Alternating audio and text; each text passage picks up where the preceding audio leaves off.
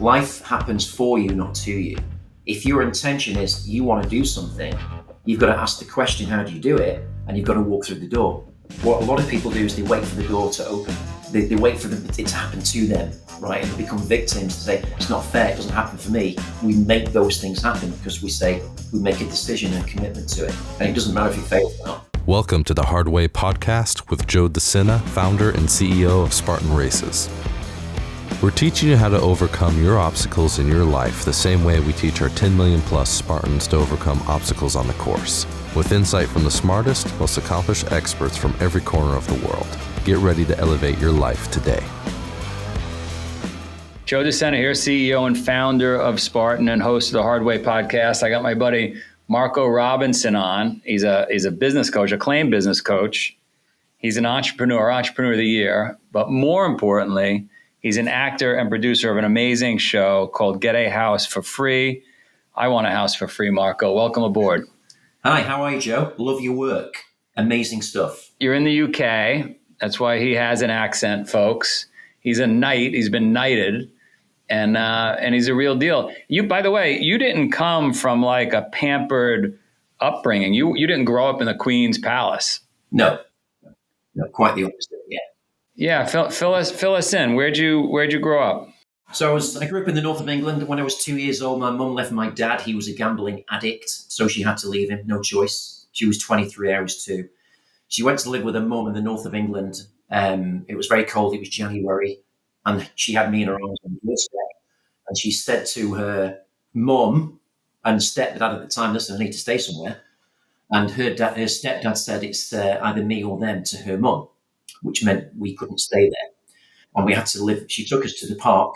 We had to survive in all this kind of terrible conditions for a few days, nearly died. And then she told me the truth that her stepdad had abused her sexually for years. And that's why he refused her in to that house at that time. So she was a transient. She didn't have any qualifications. So we moved around a lot. She worked casual jobs. I was in schools, different schools all the time. Didn't know which school I was. I was bullied to hell. I was the ginger, bright orange haired guy at the back of the classroom, getting bullied everywhere because I was the new kid always. And I was the kid at the back of the classroom looking out the window, pretending to escape the horrible life that I was living, because it was very difficult. She met a guy that became my stepdad. He seemed to be a good guy, but then he turned out to be bipolar. He beat her up. There was a lot of domestic violence. It was just not very nice as a child. And what I did is I protected myself by being extremely introvert. And I escaped using my imagination. So you created an imagination, which probably is some defense mechanism we all do when we're going through rough times as a kid. Yeah, it is. Yeah. I mean, I was the boy at the back of the classroom looking out the window, pretending I was James Bond. And the big James Bond films then were The Man with the Golden Gun in the early 70s. And I was like embodying myself to be that person, in these foreign locations, having the time of my life, chasing the villains, getting the beautiful women. That was my life, really. That's what I kind of threw myself into. And then I realized later on in life, I was ADHD, I was autistic. I left school at 15, no qualifications, no high school diploma, as you say over there. And I said, right, what can I do now? So I went around the town and I asked all the shops if I could clean their floors for $1 an hour. Some of them said no, some of them said yes. So I ended up cleaning floors and escaping, and I lived in the roof or the cellar or the basement of the shop. No one knew where I was. So I was kind of like the hidden homeless for many years, like 3-4 years. And then I got a bit more confidence, and then I got into retail. And when I was 21, I got offered a job in timeshare sales. Now, no one really does timeshare now, but in those days it was big. It was 1989. And I was the worst salesperson in the company had ever had in the history of the company. And after 6 weeks, the boss said, if you don't sell, we're going to have to fire you. And my question before that was, why am I such a loser? Why can't I sell? But when he said that triggered me because I didn't want to go back to being a cleaner. And I changed my internal question to, how can I be successful? And that question literally changed my life, because the following day I went to the office and the top salesman approached me, I've never even met before, and said, listen, Marco, you've got so much potential. You just don't believe in yourself. And I know why, because I used to be you. And he said that he was helped by the top salesperson. He was experiencing a similar situation to me. And he said, I want to help you. And he said, I'm going to give you a book. I want you to read it. Go home. Don't do anything else. So I went home and read the book 8 times, didn't go to sleep, ran to the office in the morning, sweat through my suit, sent me home to get changed. I said, don't worry, Marco, it's okay. We love your energy today. So I went in the office and my first prospects were coming in, and I noticed they had like a white stick. Both of them had a white stick and a dog. I thought, oh my God, they're blind. I said, how am I going to sell on timeshare when they can't even see me, you know? But because I'd shifted internally, I said to them, so listen, you're going to sit there for 5 hours. You're going to love everything I've got to say to you today, and you're going to buy timeshare. And they said, no, we're not. We want to go. But because I believed in myself, I'd had this shift. I was able just to keep going and not have any fear. I was in total courage. I didn't care anymore about losing. And at the end of the 5 hours, he sat there in silence and he put his hand in his wallet, took his card out. I said, we want to buy this. It's the best thing we've ever seen. And he put $10,000 on his credit card. And the shock of that was so amazing to me because that was like my first success. And the first reaction was, why the hell did you buy from me? Because I was so curious. And they said, this is your first sale? I said, yeah, it's my first sale. And they didn't believe me. And we started laughing. And they said, listen, the reason we bought from you is because you transferred your belief to us and we believed you. And that's why we bought. And that lesson was probably the greatest lesson I ever had that I took through my life. Anybody listening, we're all selling all the time. We're selling to our spouse. We're selling to our kids. We're selling within our companies, outside our companies, starting our business. Like, you believe the goal there, the lever you pulled was simply believing in yourself? Yeah, I think it was. And it was the Spartan mindset, really, that it's just go for it. Just don't even think about anything else. Just focus and do everything you can in your power. Every ounce of blood, sweat, and tears. And that's what I did. And it felt amazing because even if I didn't get the sale, there was no attachment to it. You know what I mean?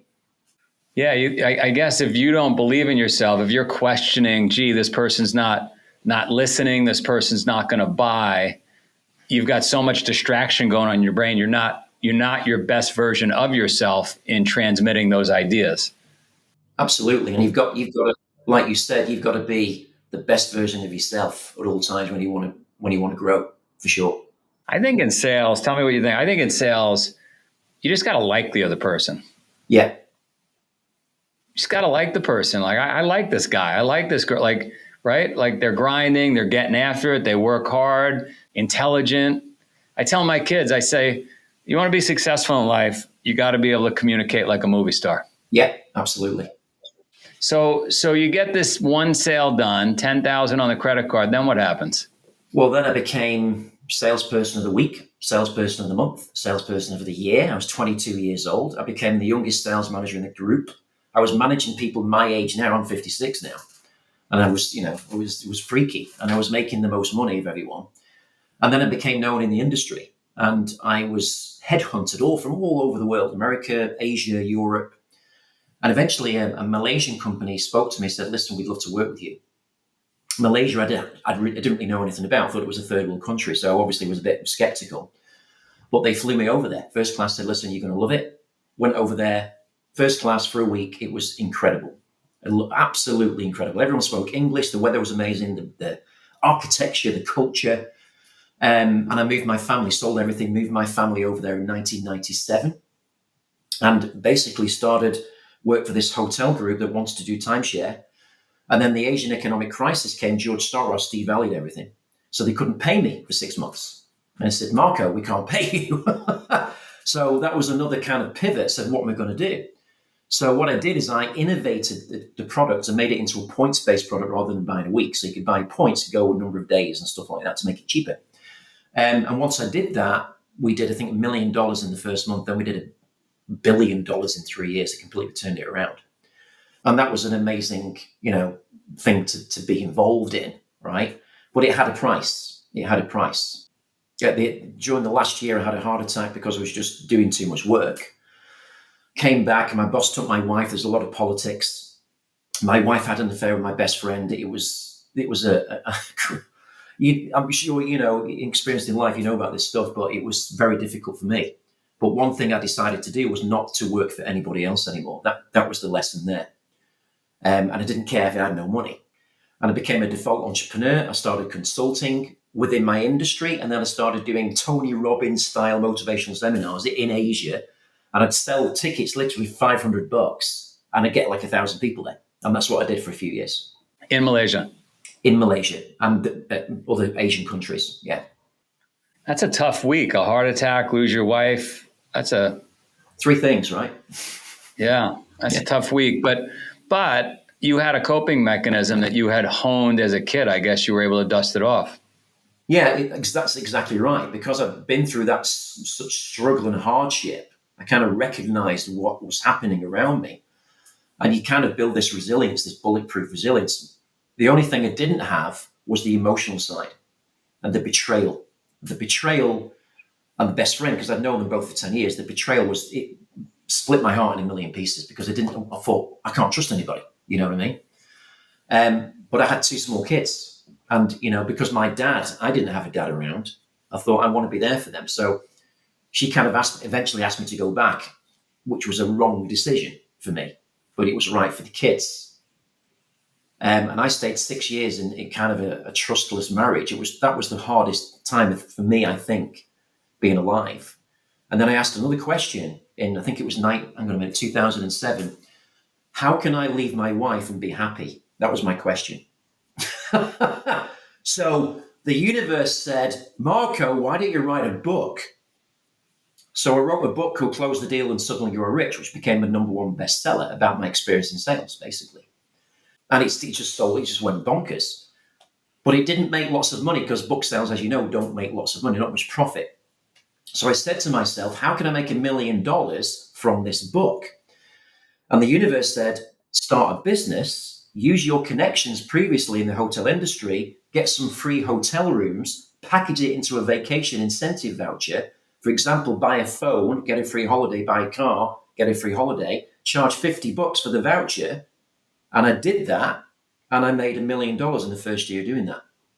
That's awesome. Yeah. That is awesome. The common theme we're hearing here is that you don't let anything hold you down. And so we shouldn't. And you keep asking these unique, interesting questions that you somehow find the answer to. But maybe we all need to ask ourselves questions more rather than just kind of putting one foot in front of the other and not paying attention to where we are. Yeah, and I think ChatGPT and AI is kind of prompted us to think about, hang on a minute, we're asking AI to do this for us. Why don't we ask our own bloody brains to do it for us, our own minds? Because we've got that capability, haven't we? We have to prompt our minds for sure. Yeah, so you ask yourself those questions, you get the answers, you make the $1 million. You've now left your family the second time. You have access to your kids at this point? Yeah. The kids are always there. And I was 40. So, and it was the first time I'd been single for 15 years properly. So I had the kind of bachelor lifestyle. I had the time of my life, Joe. Dating all these girls. It was fantastic, having a fantastic time. Because it was one of the only times I felt really free and happy. I didn't have any kind of, anything dragging me down. And the reason I left my wife eventually was not because of the betrayal. It's because we just grew. I grew out of that relationship. We didn't have things in common anymore. And I don't care what anyone says, but a successful relationship, you have to have things in common. Opposites attract. I don't believe all that crap. I think you have to have things in common, right? So I was having the time of my life. The company was doing well. It was doing 12 million the following year. I sold the company. And then I started buying property in the States in 2009, 10, the subprime time. I was buying for 10K, 20K, 30K and just flipping them for double. And my friends said, Marco, how do you do that? We want to do that. So I thought, I could turn that into a business. So I started doing seminars on property, doing property tours to the States, and did really well doing that. And then I wrote another book in 2016 called The Financial Freedom Guarantee, which is basically about real estate and how to be financially free through rental income. That became a #1 bestseller also, beat Tony Robbins' The Money Game, which was really interesting. And then Channel 4 TV in the UK contacted me. I said, Marco, we love your life story. We've read your latest book. How would you feel about making your own TV show and giving a home to a homeless family to address the social housing issue? Now, I didn't hesitate. Not because of the PR, because that wasn't the first thought. The first thought was, how can we make a stand? How can we show people what's really going on? So jumped at the chance, made the TV show. I gave 3 houses away to 3 homeless families, changed their lives completely, started a charity.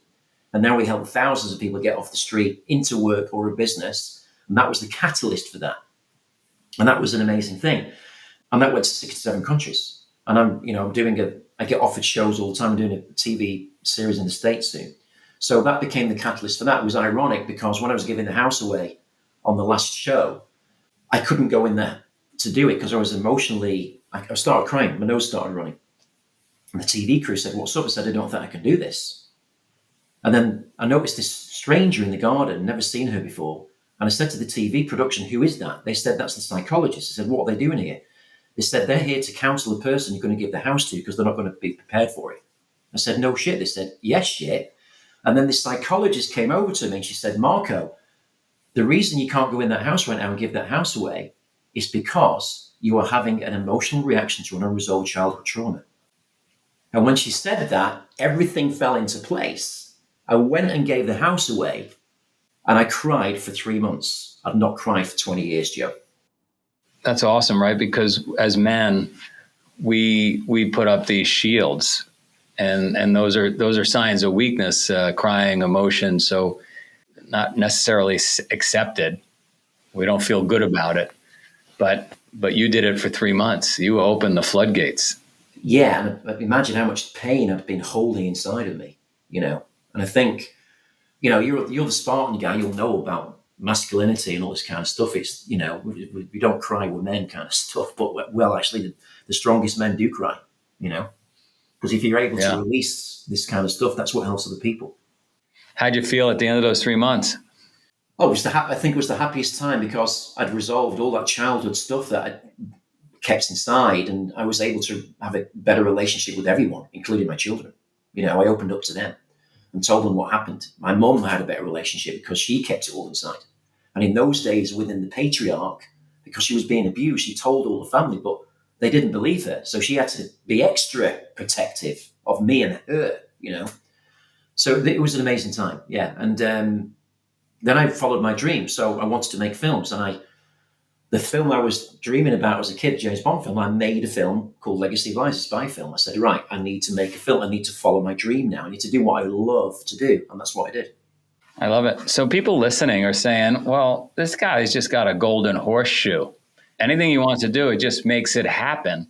Granted, you had a tough upbringing, but for those people listening or watching that are stuck, that feel like life has not opened all the doors for them, that it's opened for you, what do you say?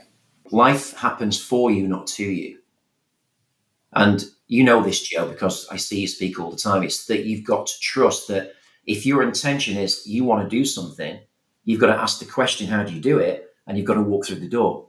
What a lot of people do is they wait for the door to open. They wait for it to happen to them, right? And they become victims to say, it's not fair, it doesn't happen for me, And as we both know, we've got to make those things happen because we're from the same kind of background. We make those things happen because we make a decision and a commitment to it. And it doesn't matter if you fail or not. Yeah, failure is an awesome obstacle that allows us to learn. I mean, you probably wouldn't be half the salesperson you are or half the person you are if you didn't have that struggle as a kid. You probably kicked it into another gear after the incident in Malaysia with the heart attack. Like that obstacle probably turned you into a better person as well. Yeah, it did. It made me stronger. I mean, what doesn't kill you makes you stronger. Frederick Nietzsche, that's what it's about, isn't it? I mean, I lost the mother of my children 3 months ago. I lost my dad last week. Now, I wasn't really close to my dad because he's still a gambler, but those things hit you, but they kind of don't hit you at the time. Do you know what I mean? It takes time. And I've been emotionally in a difficult place because of that. Because as you get older, you lose people, and that makes you think again, shit, we better do stuff. We better do stuff in this life, You're absolutely awesome. Let's wrap this up with 3 things that people can do on a daily basis, some sort of practice, some sort of ritual that you've learned throughout your life that might get folks, I don't know, to find some of that success you found. Yeah. I think the first thing you've got to do when you get up is to have this ritual where you get up, you're getting up early. You're taking the glass of water, you're going into nature. I love to go into nature every day. It's the most healing power because it makes you realize that we're alive and we can do anything. The next part of that, second part of that, is to write down and journal actually what you want and to be really grateful for where you are right now, but really be laser focused specifically exactly what you want.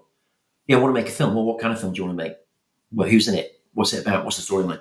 So it's being really specific in your goals. And the next part of the equation is totally gratitude. Once you can get all those three there and detach yourself, your actions are going to be in alignment with your desires instead of your fears. And I think what the big thing I learned is don't waste your time thinking about fear and take any actions towards that. Always take actions in alignment with your desires. And that's the golden ticket for sure. And yes, it's not easy. It's going to be really freaking hard. But the test is how much courage you've got to keep taking the action and hold disappointment for years and years. That's the key, because that's what most people can't tolerate. Do you know what I mean? I saw a great post the other day, basically said something along the lines of, most people are not willing to do an enormous amount of work without immediate success. That's it. Right? I mean, how many years did you clean those shop floors and you didn't really see success? How many years did you try selling and you didn't really see, right? And then, so you're like a 30-year overnight success. Yeah, that's it. That's exactly it. But what I did do, even when I was cleaning, I sort of started taking pride in my work. I got better at cleaning. And that was the gratitude. But I learned that early on. I thought, that floor looks amazing. I did that. Even cleaning, you can take pride. You know what I mean? Because you've done a job, right? I used to clean pools, and I know exactly what you mean when you say that, because I would look at the pool when I left that backyard and I straightened up the lawn furniture. I made the shed look good and made me feel good. I did a good job. Exactly. Had you left that shop floor, or had I left that backyard in a half-assed position, that we wouldn't feel good. Yeah. Forget about the customer, not like we wouldn't feel good. Yeah. So how do people find you? You can find me on Instagram, Marco Robinson now, on all the channels, Marco Robinson on Twitter, Facebook, all that. But go to Instagram first. That's where you can find me. Marco Robinson online. See all my books and TV shows and all that kind of stuff there. Love it. Thanks for coming on. You're very welcome, Joe. Thank you so much for your time.